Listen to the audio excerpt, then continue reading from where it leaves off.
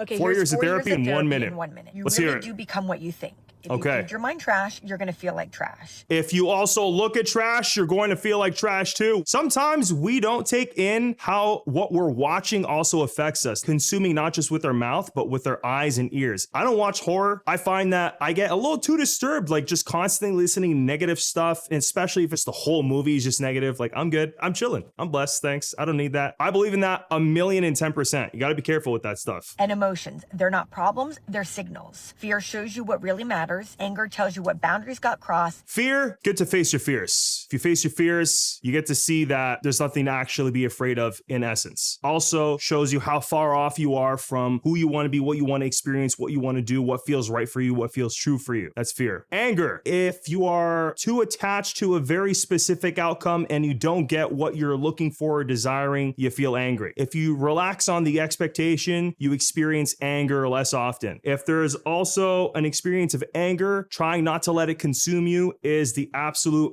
best way to go about that. Trying to just use it as a tool and then come back to peace or happiness or just chill, whatever you want to call that, but not being consumed by that, because then it's just going to be toxic. It really poisons your emotions and it really snowballs. So try to not maintain anger, try to experience it in shorter bursts and notice that whatever you're getting angry about, it's basically something that you want to happen that isn't happening as you want, and so that angers you. Anxiety means that you're stuck in the future. That's fair for anxiety. It's a reminder that you need to come back to the present. That's fair. Motivation won't change your life, habits will. When you change That's your habits, absolutely fair. That's huge. Start with the habit that you want to make, even if it's like the smallest thing. It's actually better to start with like one small little change, make it daily, and then just once that's just normal, it's a daily habit, then just add another good thing. You want to replace as many bad habits with good habits. Also, you kind of want to live a bit. If there's something that you know is like maybe not so good, but you do it every once in a while within moderation, it's all right. You got to live a little bit. We're not here to just be all plain Janes and,